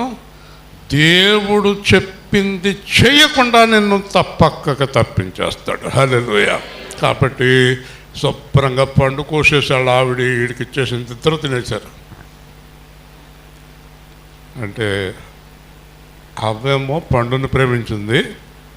రత్నం గారు చెప్పాలి. అవ్వేమో పండుని ప్రేమించింది, ఆదామేమో ఆమెను ప్రేమించాడు. పని చెప్పేస్తున్నాను మీకు తెలిసింది. అది బాబు రాబోయే రోజుల్లో ఈవిడే స్పీకర్ ఇక్కడ. నేను రాజేష్ అమెరికా వెళ్ళినప్పుడు అంతే కదా. మరి ఆడవాళ్ళు బోధ చేయొచ్చా బలిపేట మీద నుంచి? చేయకూడదా? ఎవరు చెప్పారు? దేవుడు చెప్పాడా? దేవుడు చేయమంటే చేయవలసిందే. దేవుని స్తోత్రం. దేవుడే చెప్తాడు. చేయొద్దని ఆయన చెప్తాడు, చేయమని కూడా ఆయన చెప్తాడు. సరే, ఏమైనప్పటికీ ఆ అమ్మాయి వాళ్ళ ఆయన్ని పాడు చేయదని నమ్మకం వచ్చింది నాకు. అంతేనా? చాలా మంది పిల్లలు మొగుళ్ళని సర్వనాశనం చేసేస్తున్నారు. ఈ అమ్మాయి అయితే మొగుడిని పాడు చేయదు. ఎందుకంటే ఏమంటుందంటే వాళ్ళ ఆయనతోటి, ఏమంటావు మీ ఆయనతోటి? నేను చెప్పినా సరే నువ్వు చేయొద్దు అంటుంది. అంటావా? Very good. దేవుని స్తోత్రం చెప్తాం. హల్లెలూయా. అలాంటి వారిని దేవుడి రాజ్యానికి అర్హులండి. దేవుడి రాజ్యానికి వెళ్ళాలంటే దేవుడు మాటకు వ్యతిరేకమైన పని ఎవరు చెప్పినా చెప్పాలి. తాని తందాన పొద్దున్న అందరిని నవ్వించాను నేను. మా మామగారు ఏం చేయడంటే ఒకసారి మా బామ్మర్ది నేను కలిపి రాయుడు నేను పెళ్లి మాటలన్నీ మాట్లాడేసుకున్నాం. వారం రోజుల్లో పెళ్ళన్నీ మాట్లాడేసుకున్నాక కట్నం ఎంత, ఏది ఇవ్వాలి, ఏంటి, నేను అన్నీ మాట్లాడేసుకున్నాక రాత్రి 10ంటికి వెళ్ళాడు నా దగ్గర నుంచి రాయుడు గారు.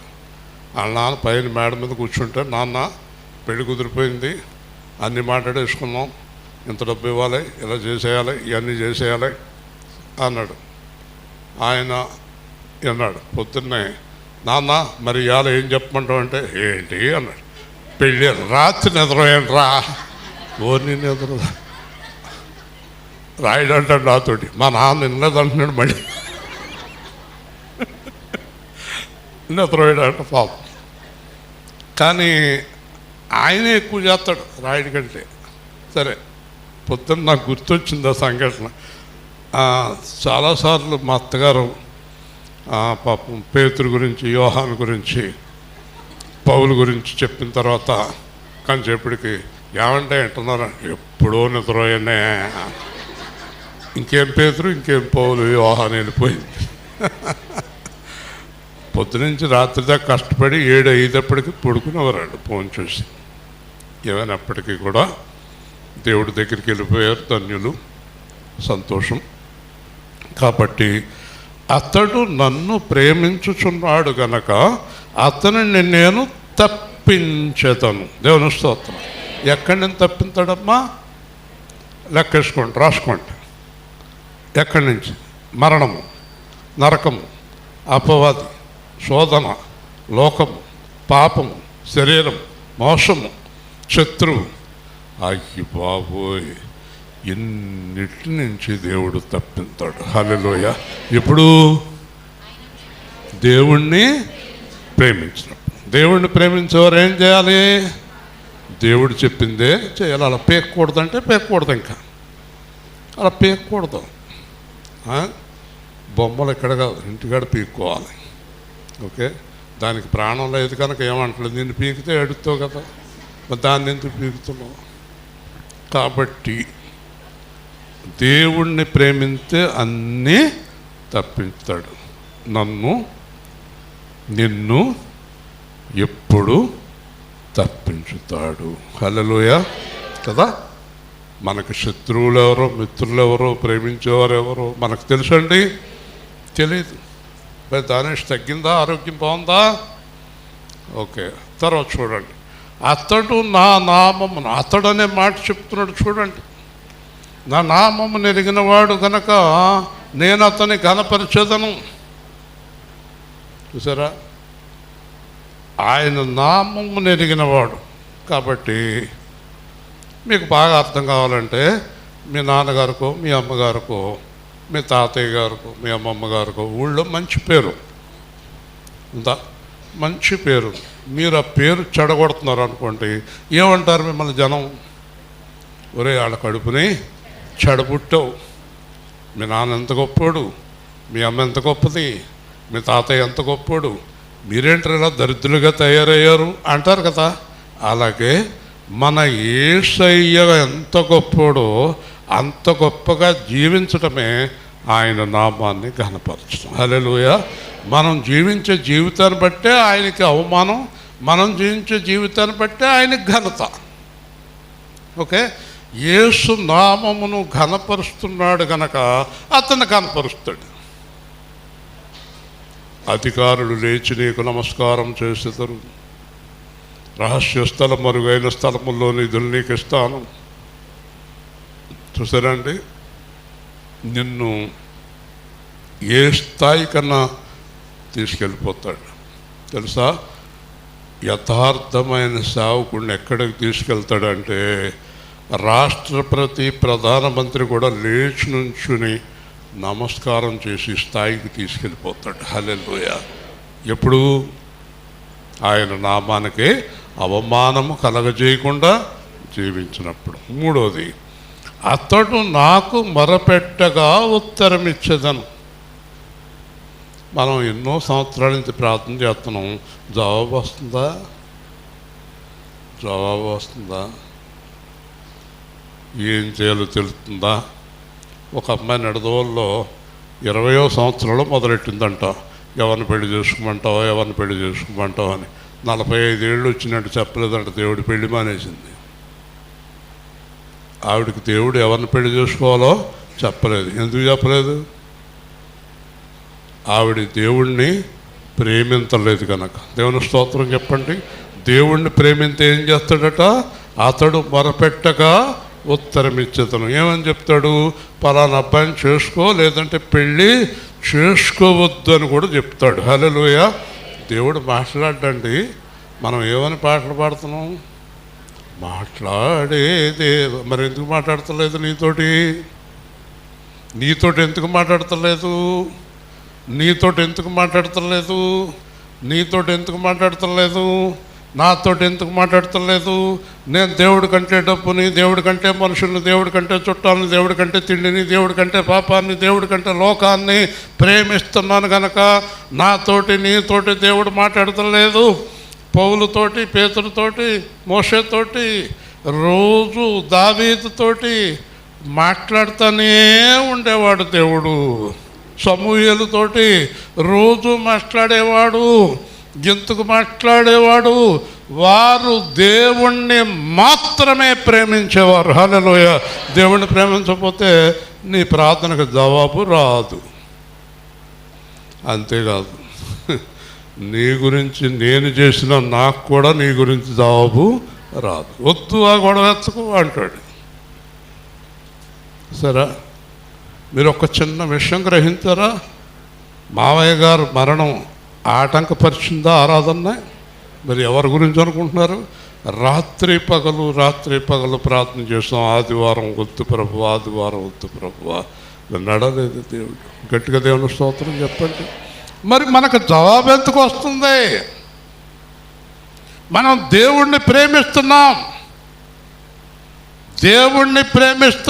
దేవుడికి ఇష్టం లేని పని చెయ్యను అని బలిపీఠము నుంచి నేను ప్రమాణం చేశాను. హల్లెలూయా. మర్చిపోయాం, మీరు కూడా చేశారు. దారి తప్పుతున్నారా? దారి తప్పితే 3 శిక్షలు. నేను ఒక అతనికి చెప్పాను, నువ్వు చచ్చిపోతావని. చచ్చిపోయాడు అతను. ఇంకొక అతను ఉన్నాడు ఇక్కడ, చాలా నుంచి చెప్తున్నాను నేను. శిక్ష వస్తుందని చెప్తున్నాను. ఏంటో శిక్ష? బలహీనత, రోగము, మరణము. ఎందుకేస్తాడు శిక్ష? ఆయన శరీరం తినకు, ఆయన రక్తం తాక్కు. నువ్వు తప్పు చేసేవాళ్ళు ఎవ్వరు కూడా ఆయన రొట్టె, ఆయన ద్రాక్షసం ముట్టుకోవద్దు. ముట్టుకున్నారా కాలిపోతారు. Hallelujah. It's a powerful blood of Jesus. దేవుని పరిశుద్ధ రక్తములతో ఆటలాడుకోవద్దు. శాశ్వతంగా కూలిపోతారు, శాశ్వతంగా మంచం పట్టేస్తారు, శాశ్వతంగా మరణానికి వెళ్ళిపోతారు. ఆయనతో ఆటలాడుకోవద్దు. మన బ్రహ్మాం గొప్ప దైవజనుడైనటువంటి ఆయన చెప్తున్నాడు, అద్భుతంగా చెప్తున్నాడు. ఆయన ఏమంటున్నాడు తెలుసా? Be careful.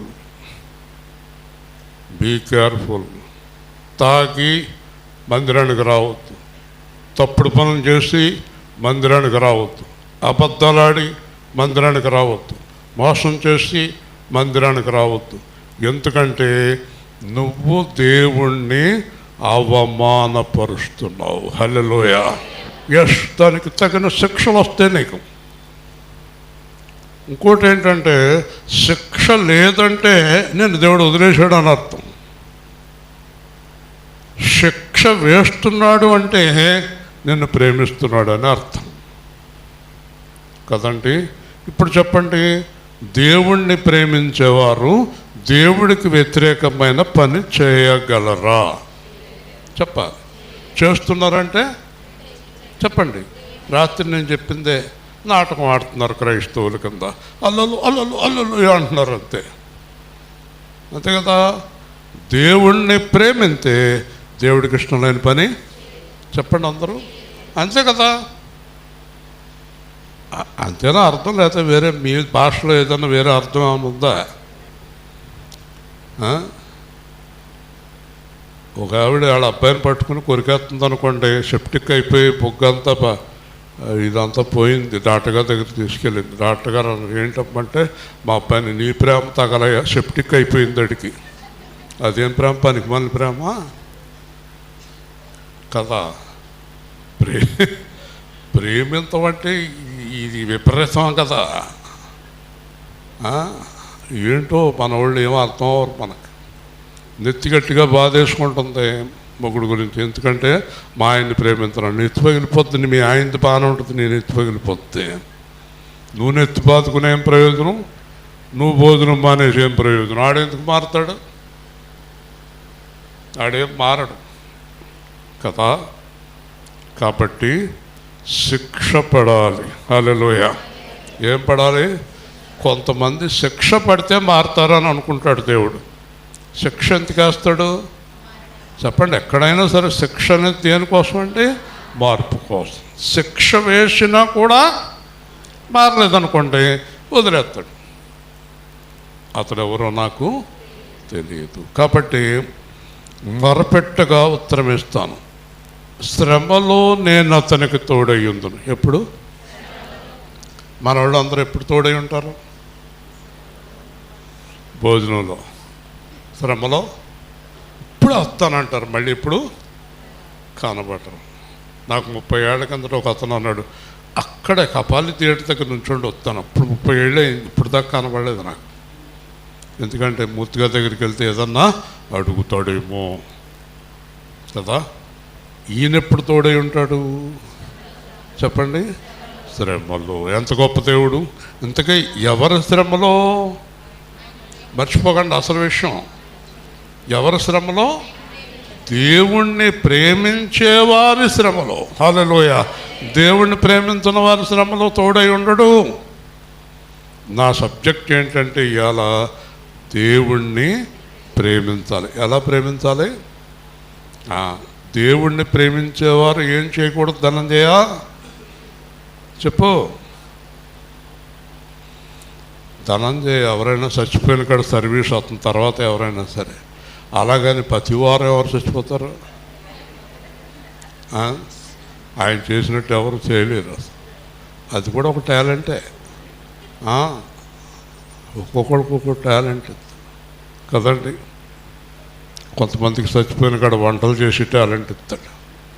ఇవన్నీ టాలెంట్లు. ఇవన్నీ ఏమయ్యా, నీకు నాకు ఏ టాలెంటు లేదు, మన యేసు. ఓకే, చూసారా? అతనిని విడిపించి గొప్ప చేసేదాం. ఇప్పుడు శ్రమలో ఉన్న వ్యక్తిని ఏం చేస్తాడట? అలాగే ఉండు నీ కర్మ అని అనడట. ఏం చేస్తాడమ్మా? విడిపించాడు. విడిపించడానికి ఆయనకున్న శక్తి ఎవరికీ లేదు. ఎలాంటి శ్రమ నుంచైనా అద్భుతంగా విడిపించేస్తాడు కదా. విడిపించి మళ్ళీ యోసేపు నడిపించి ఏం చేశాడు? సింహాసనం మీద కూర్చోబెట్టాడు. దావీదు నడిపించి ఏం చేశాడు? సింహాసనం మీద కూర్చోబెట్టాడు. మోషేని నడిపించి ఏం చేశాడు? పక్కన కూర్చోబెట్టుకున్నాడు పరలోకంలో. హల్లెలూయా చెప్పండి. ఎంత గొప్ప దేవుడు చూడండి. యేసు ప్రభు పక్కన కూర్చున్నాడు మోషే. మరి ఈ మోషేలు ఇద్దరు ఎక్కడ కూర్చుంటారో మనకు తెలియదు కానీ ఈ మోషే ఏమో షాలేం పెనకారణంలో కూర్చుంటాడు, ఆ మోషే పంచాయతీ ఆఫీసులో కూర్చుంటారేమో. అది కాదు అబ్బాయి కూర్చుంటాం అంటే యేసు ప్రభు పక్కన కూర్చోవాలి. హల్లెలూయా హల్లెలూయా. నాగరాణి గారి పక్కన కూర్చుంటే గొప్ప అనుకోవద్దు. నాగరాణి గారి పక్కన. నాగరాణి ఎవరు తెలుసా నీకు? అయ్యో, మీ ఆయన చెప్పలేదా నాగరాణి ఎవరో? అయ్యయ్యయ్యా, మీ అమ్మాయికి తెలుసా నాగరాణి? తెలుసా? తెలీదా నీకు కూడా? ఈ జిల్లా కలెక్టర్ అమ్మ తల్లేవిడి. మూషాళ్ళ ఆవిడ ఏంటో అనుకుంటా నాగరాణి.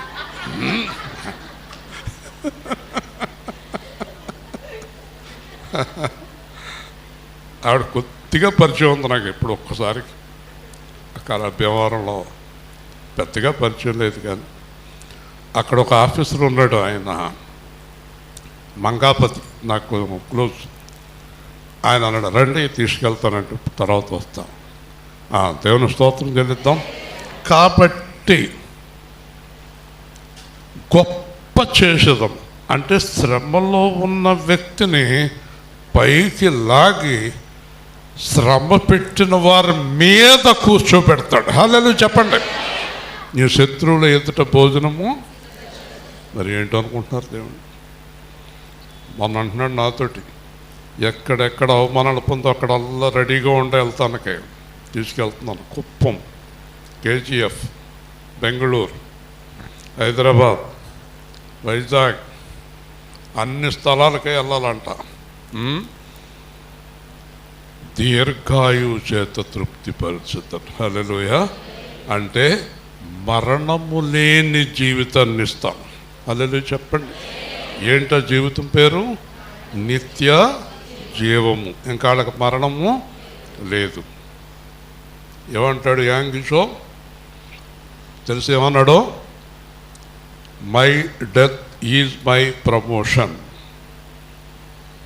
నా మరణము నాకు ప్రమోషను. అంటే ఇక్కడి నుంచి అక్కడికి వెళ్తున్నాను. హల్లెలూయా చెప్పండి. అలా చెప్పాలి మనం. ఇక్కడి నుంచి అక్కడికే పరలోకానికి వెళ్తున్నాను, ప్రమోషను కదా. నా రక్షణ అతనికి చూపించుతాను. ఏం చూపిస్తాడట? రక్షణ అతనికి చూపించుతాను. ఎప్పుడు తెలుసా? యేసు ప్రభు మధ్యాకాశానికి వచ్చినప్పుడు, ఒకవేళ ఈ టైంలో మనం బతికుండగా వస్తే మనం మహిమాదేహాలు ధరించుకుంటాం. ఒకవేళ మనం నిద్రించిన తర్వాత వచ్చినా మహిమాదేహాలు ధరించుకుంటాం. కింద క్రైస్తవులు దొంగలు ఉన్నారు చూడు, యేసు ప్రభువుని వెంబడించిన వారు, వాళ్ళందరూ గుండెలు బాదుకుంటూ ఉండగా మనము పైకి ఎగురుతూ ఉంటామే, అప్పుడు మనం అంటామంట ఎంత గొప్ప రక్షణ అని. హల్లెలూయా. కాబట్టి ఇంత గొప్ప రక్షణ ఏం చేయొద్దు? మళ్ళీ చెప్పండి. నిర్లక్ష్యం చేయొద్దు. చాలా జాగ్రత్తగా కాపాడుకుందాం. మరలా చెప్తాను, ఒక్క మాట ఈరోజు మీరు తీసుకోండి. నేను దేవుణ్ణి ప్రేమిస్తున్నాను. చెప్పండి. అనగా చెప్పండి. అనగా ఆయనకి ఇష్టమైనట్టు జీవిస్తాను. ప్రార్థన చేసుకుందాం. ప్రేమగల తండ్రి, జీవాధిపతి అయిన ప్రభువా, ఈ ఘనమైన ఉన్నతమైన శ్రేష్టమైన నామాన్ని బట్టి స్తోత్రాలు. జీవం గల దేవుడు అయిన ప్రభువా, నీకు ఇష్టమైన వారుగా ఉండాలని ఆశపడుతున్నాం. నీకు ఇష్టం లేని ప్రతి పని నుంచి మాకు విడుదల ఇవ్వండి. సంఘాన్ని దీవించండి. మేమందరము మీకు ఇష్టలుగా ఉండే భాగ్యం అనుగ్రహించమని యేసు నామములో అడుగుతున్నాం తండ్రి. మీకు అందరికీ ప్రకటన. మరి మావయ్య గారు కార్యక్రమం రేపు ఉదయం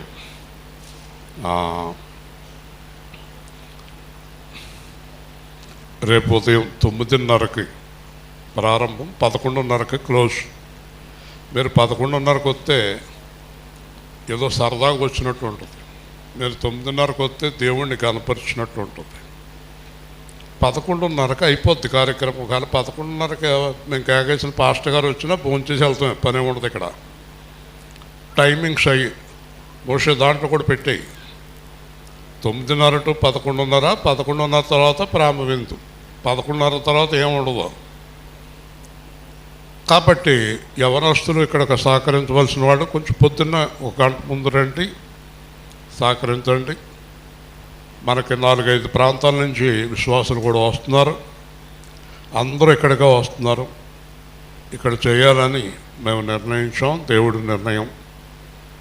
రేపు మీరందరూ తప్పకుండా 9:30కి రెడీగా ఉండండి. 10ంటికి వాక్యం ప్రారంభమవుతుంది, 11:30కి ముగింపు. టైమింగ్స్ గుర్తుపెట్టుకోండి. తర్వాత మనం భోజనం చేసి వెళదాం. అలాగే ఈరోజు మన చంటి పాప వచ్చింది, తీసుకురమ్మా. క్రిస్టి వాంజలిన్, చాలా మంచి పేరు, దేవదూత. కిందటిసారేమో అమృత. ఇలాగా వారానికి ఒకళ్ళు వస్తారేమో. రాలింగ్ కీర్తన కుమార్తె స్నేహిప్రియ కూడా పుట్టినరోజు. అలాగే ఇవాళ మీకు 2 స్వీట్లు వస్తాయి. 2 స్వీట్లు, ఒకటి ఇవాంజలింది, ఒకటి స్నేహప్రియ. మామూలుగా నడవా నువ్వు? స్ప్రింగ్ మింగవా? మామూలుగా నడు, నాకేం భయం వేస్తుంది. కాబట్టి అదేదో కొత్తగా నడుతుంది. ఎవరు చూడలేదు అలా నడుస్తున్నా. స్పెషల్. ఓకే రామ్మా. ఈ పొట్టోళ్ళు ఎక్కువైపోయారు మాకు.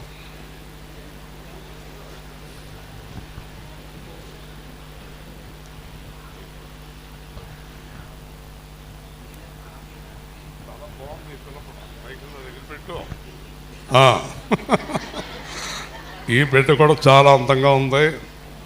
అందమైన వాళ్ళు పుట్టేస్తున్నారు లైన్ ఎట్టి. అది చాలా అందం. తేజ కూతురు అనుకుంటే ఇది అందంగా ఉంది. ప్రార్థన చేద్దాం. జీవం గల దేవుడు అయిన ప్రభువా, ఆశా కుమార్తె క్రిస్టి వాంజలిన్గా పిలుస్తున్నాం తండ్రి. నీ దయ, నీ కృప, నీ ఆశీర్వాదం. నిజంగా వివాహం ఒక ఆశ్చర్యకార్యం అంటే బిడ్డ ఇంకా ఆశ్చర్యకార్యం. మీరు బిడ్డల పట్ల ఎన్నో ఆశ్చర్య అద్భుత కార్యాలు చేసే దేవుడై ఉన్నారు. ఈ బిడ్డకు 100 ఏళ్ళ ఆయుష్ దయచేయండి. సంపూర్ణంగా మీ కొరకు ప్రతిష్ఠించండి. బిడ్డను ఆశీర్వదించండి.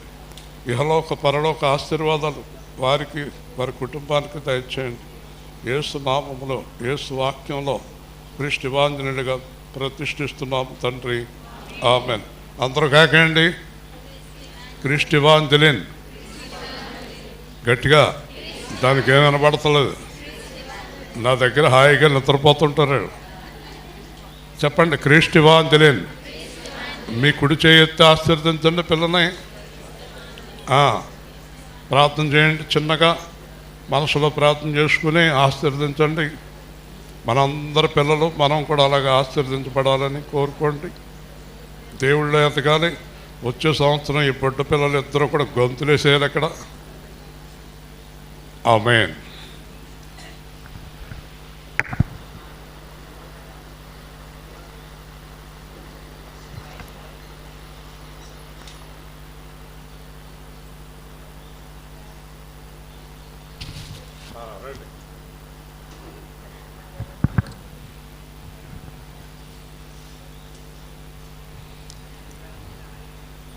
ఏది పాప కీర్తన?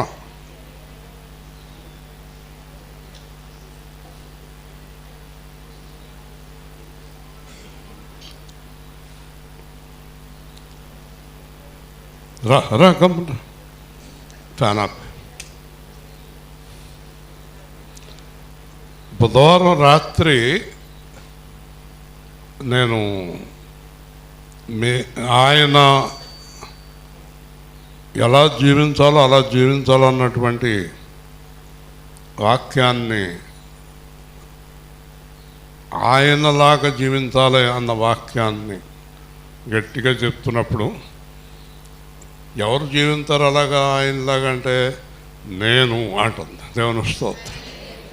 ఎవరు ఎలాగ ఆశీర్వదింపడతారో, ఎవరిని దేవుడు ఎందుకు ఎన్నుకుంటాడో ఎవరికి తెలుసండి. ప్రార్థన చేద్దాం.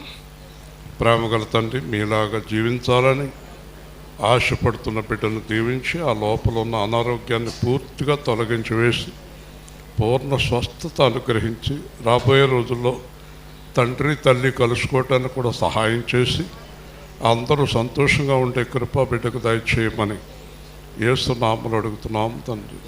ఆమేన్. కేక్ కట్ చేసేటప్పుడు స్నేహ హ్యాపీ బర్త్డే అని చెప్పండి.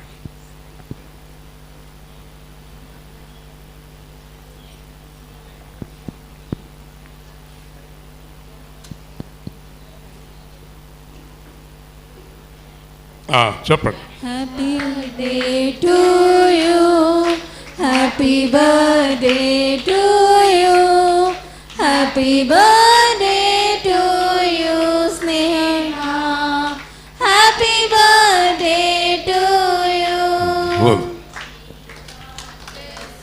కొట్టండి. కొట్టాలా మానాలా అన్నట్టు కొడతారండి తప్పట్లో.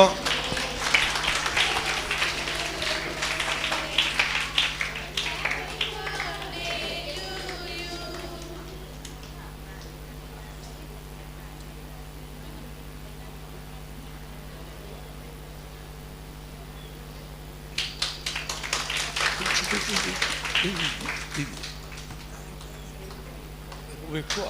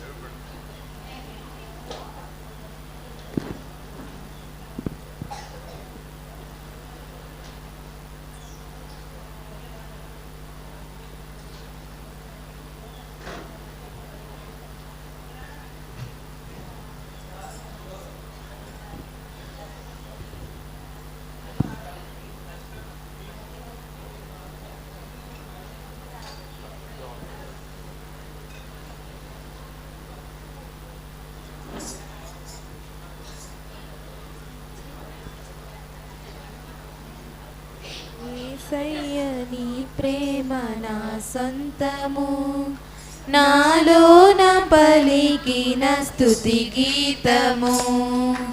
యేసయ్య నీవేగ తొలి కిరణము, నాలోన వెలిగిన రవి కిరణము.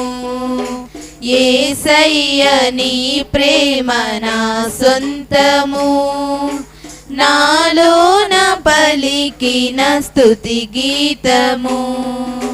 యేసయ్య నీవేగ తొలి కిరణము, నాలోన వెలిగిన రవి కిరణము. ఏనాడు ఆరని నా దీపము, నా జీవితానికి ఆధారము. ఇమ్మానుయేలుగా నీ స్నేహము, నాలోన నిత్యము ఒక సంబరం. యేసయ్య నీ ప్రేమ నా సొంతము, నాలోన పలికిన స్తుతి గీతము. యేసయ్య నీవేగ తొలి కిరణము, నాలోన వెలిగిన రవి కిరణము. ఏ పాటి నన్ను ప్రేమించినావు, నీ ప్రేమలోనే నన్ను దాచినావు. నా భారమంతా నువ్వు మోసినావు, నన్నెంతగానో హెచ్చించినావు. నీ కృపలోనే నన్ను కాచినావు, నీ కనికరమే చూపించినావు. నా హృదిలోనే నీ వాక్య ధ్యానం, నా మదిలోనే నీ నామస్మరణం. నిన్నే ఆరాధించి నీ దయలోనే జీవించి, నిన్నే పూజించి నీలోనే ధరించి. యేసయ్య నీ ప్రేమ నా సొంతము, నాలోన పలికిన స్తుతి గీతము. యేసయ్య నీవేగ తొలి కిరణము, నాలోన వెలిగిన రవి కిరణము. ఈనాడు నన్ను విడనాడలేదు, నీ నీడలోనే నడిపించినావు. లోకాల రాజు నీవే, నా జీవనావకు రహదారి నీవే. నా గురి నీవే నా యేసుదేవా, చేరితి నిన్నే నా ప్రాణనాదా. పర్వత శిఖరం నీ మహిమ ద్వారం, ఉన్నతమైనది నీ దివ్య చరితం. సాటే లేరు నీకు, సర్వాధికారివి నీవు. మారని దైవం నీవు, మహిమోన్నతుడవు నీవు. యేసయ్య నీ ప్రేమ నా సొంతము, నాలోన పలికిన స్తుతి గీతము. యేసయ్య నీవేగ తొలి కిరణము, నాలోన వెలిగిన రవి కిరణము. ఏనాడు ఆరని నా దీపము, నా జీవితానికి ఆధారము.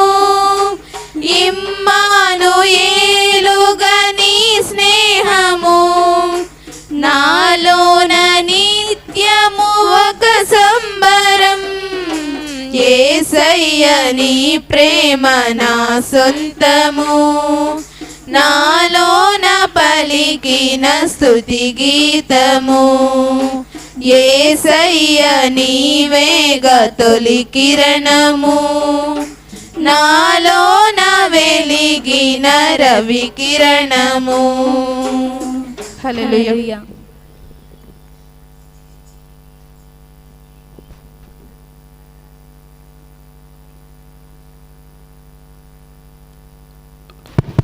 రేపు సమయానికి రండి, మర్చిపోకండి. లేచి నిలబడదాం.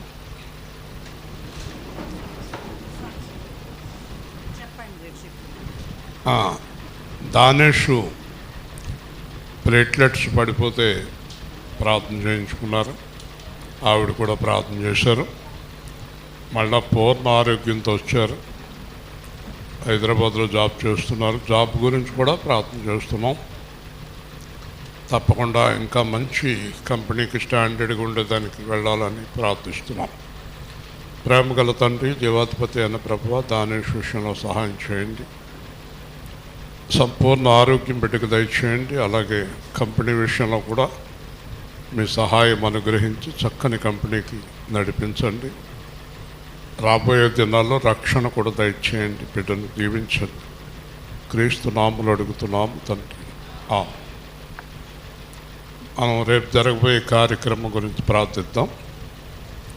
ప్రేమగల తండ్రి, మామయ్య గారి యొక్క స్తుతి కూటమి చాలా అద్భుతంగా, ఊహించని విధముగా ఆ కూటమి జరగాలి. ఎక్కడెక్కడి నుంచో విశ్వాసులు, దైవజనులు అందరూ వస్తూ ఉండగా సమయాన్ని పాటించడానికి సహాయం చేయమని, మీ చిత్తమైతే రాయుడి గారిని కూడా మరి ఇక్కడికి రావడానికి సహాయం చేయమని కార్యక్రమాన్ని మీ హస్తాలకు అప్పగిస్తూ క్రీస్తు నామములో అడుగుతున్నాము తండ్రి.